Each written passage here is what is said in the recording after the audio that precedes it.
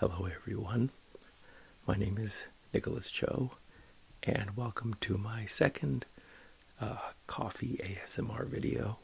I'd like to thank everyone on the left and on the right. I'd like to thank everyone who watched my first video. It was about cold brew. It was a lot of fun, and I appreciated all the feedback from both coffee people and ASMR people, and people who didn't know what ASMR was. Today, I want to talk about something really great that happened a few weeks ago in Portland. It's an event that some friends of mine put together.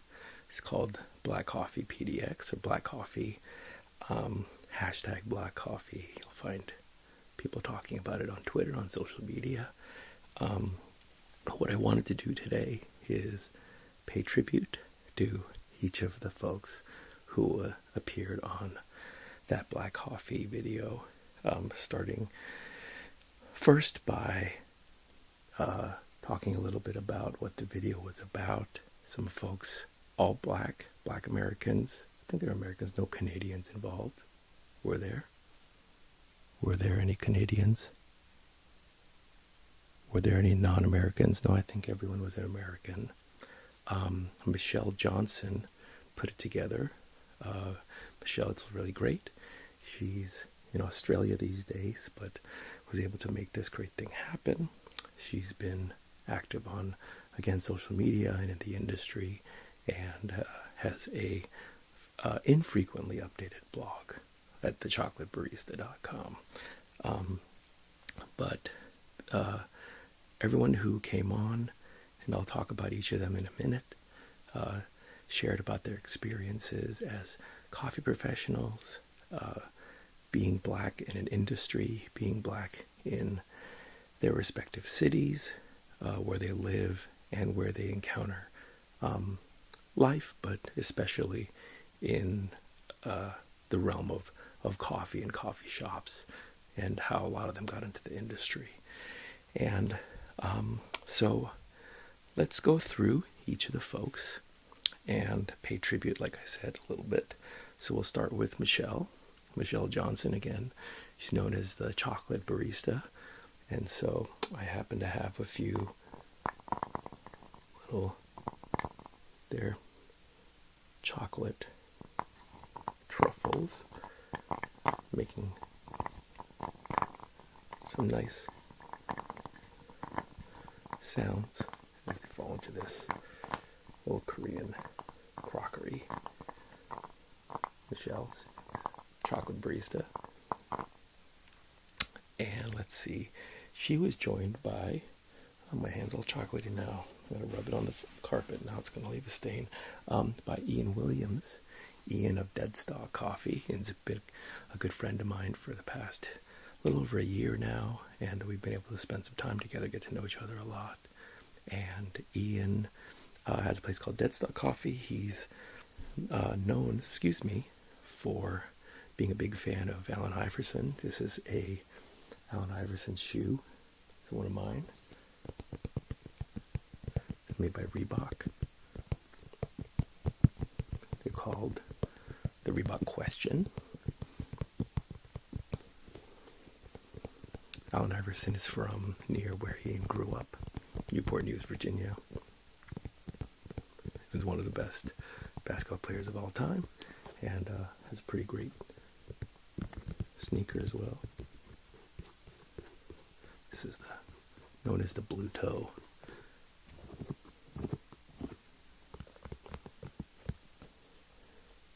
Good job, Ian. After Ian was someone I've met a couple times. His name is Gio.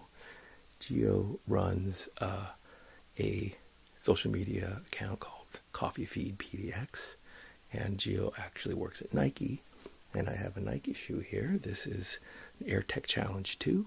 This was a shoe that was a signature shoe for tennis player Andre Agassi. If you didn't know, I'm a bit of a sneakerhead myself. And also I picked this up in Portland at a store called Index. Shout out to the folks at Index. But again, a little different than the Allen Iverson shoe. Don't you think? Don't you think?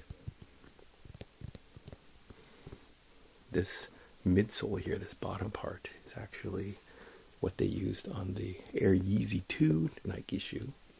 If you know anything about that, revealing my sneaker fandom. Great job, Gio. Thanks for doing what you do. And let's see. Moving on, the next person who came on the stage, I've never met, but I look forward to hopefully meeting them someday. Name is Zale, and lives in Portland and works as a barista, but is from San Diego, she mentioned. So I brought some sand from the beach. I don't know.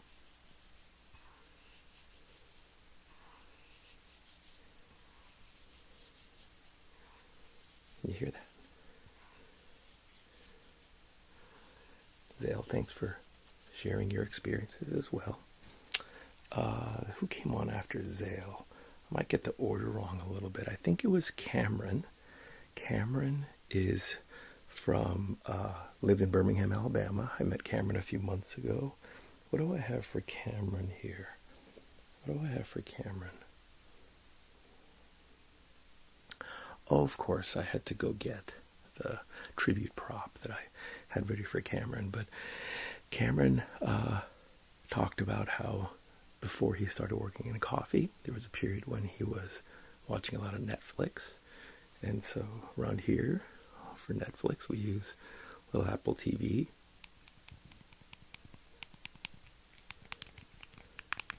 Apple TV remote. Can you hear that? Turning on YouTube. Turning on Netflix. It was good to see Cameron sharing his experience as well. Thanks, Cameron. What else have we got here? We had Adam Jackson Bay from Washington, D.C. Shout out to our nation's capital. Adam holding it down there, running the TNT Lafayette Throwdowns for so many years. Thanks for being a great steward of that. Adam is on the executive council of the Barista Guild of America. He mentioned that he is the first black member of the executive council of the Barista Guild of America, and that in 2018 he shouldn't be the first black anything. And it was a great insight and very, very true. So for Adam being on the executive council is EC. EC also stands for Egg Carton. Egg Carton.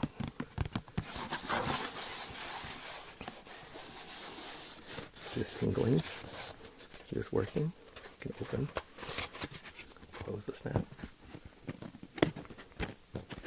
Come on now.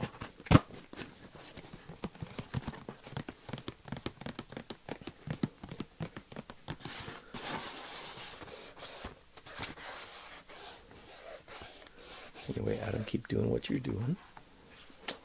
And then what else do we have here? We have Ezra Baker. Ezra's from New York. Met Ezra a few times. And if anyone's from New York, they tend to have a little opinion or two about bagels. This is a terrible bagel. This is a bagel I got from Safeway. And it's actually like 2 weeks old. It's very stale. Looks like a Asiago cheese bagel. Scrape some of that cheese off.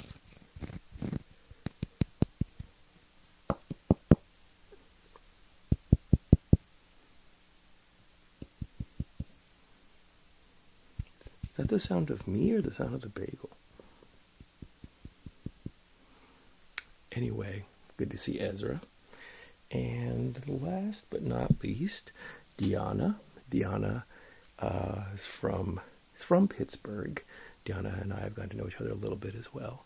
And she lives in Philadelphia right now. And one of Deanna's interesting, like these little factoids, is that her Twitter handle is D's nuts.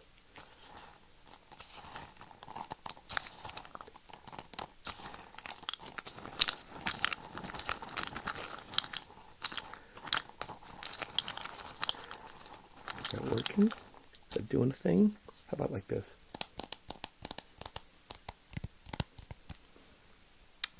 Anyway, that was everyone on the Black Coffee PDX stage. It's a podcast. It's also on YouTube. You'll find a link to both in the description below. And before I close, I wanted to again thank everyone who participated on the panel, especially Michelle, for putting it all together. And it was insightful, and it was really great. Except for one thing. At the very end, they took 2 questions. And Michelle mentioned,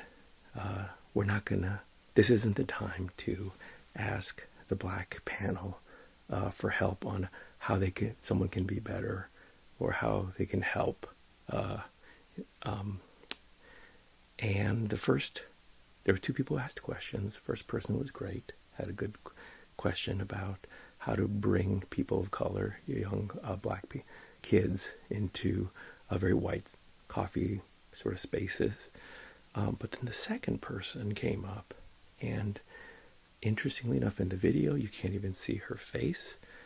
And she starts out by praising the whole gathering and the event, saying that she feels like it was history.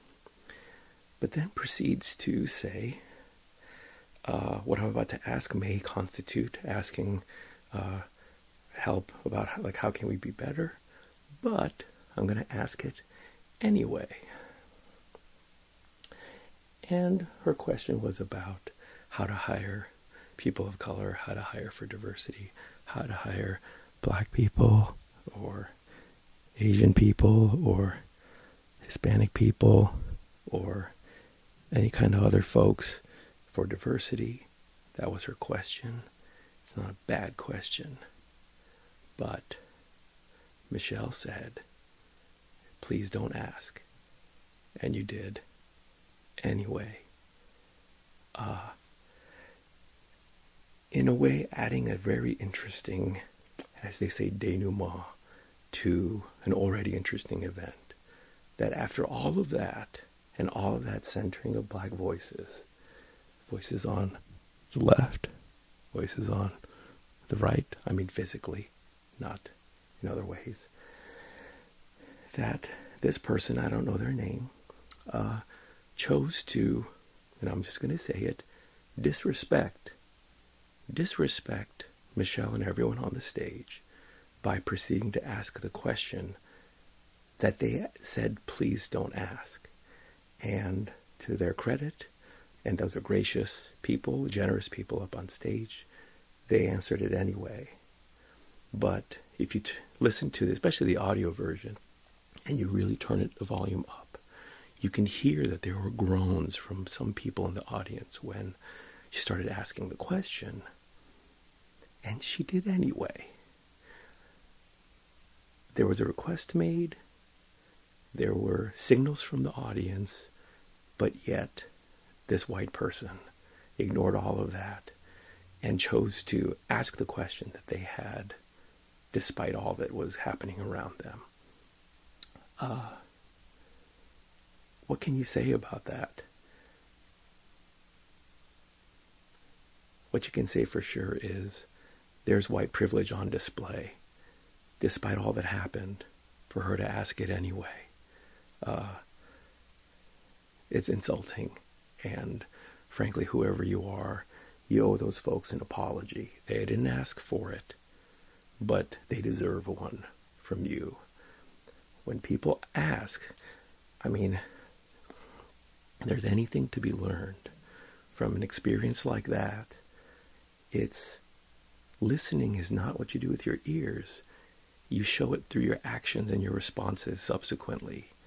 And what you did, Miss Question Asker, is that you showed that you didn't pay attention to what was being said really at all. you don't respond to a request by doing the exact thing they said not to do.